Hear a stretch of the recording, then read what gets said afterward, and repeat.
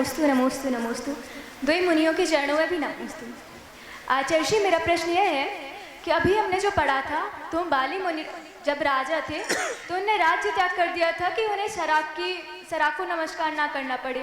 परंतु हमारे साथ ऐसा होता है कि कभी ऐसे आ जाता है कि हमें नमस्कार नहीं, लेकिन उधर पे जो कार्य हो रहे हैं उनमें सम्मिलित होना पड़ता है।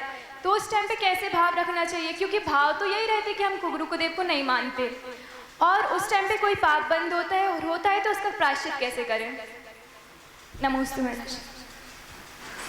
ये तो अपनी दृढ़ता की बात है कि अगर बहुत दृढ़ हैं अपन तो उससे दूर ही रहेंगे। अपनी परिस्थिति अनुकूल है तो उससे बचेंगे, वहाँ नहीं जाएंगे। कुछ भी हो जाए, कोई कुछ भी करे, बिल्कुल भी नहीं। और मानो थोड़े कमज़ोर पड़ गए कि अपनी परिस्थिति वैसी है कि कोई बाध्य कर रहा है, हम नहीं सह सकते हैं, तो जाने में सम्यक दर्शन में अगर पूरा मिथ्यार्थ नहीं हो पाया है तो दोष तो लगेगा, अतिचार तो लगेगा।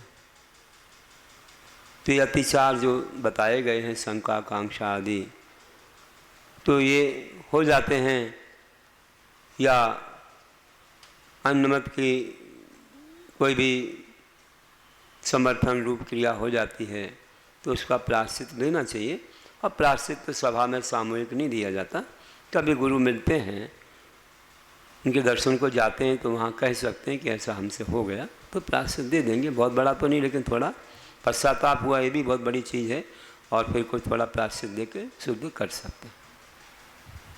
नमोस्तु आचार्य श्री।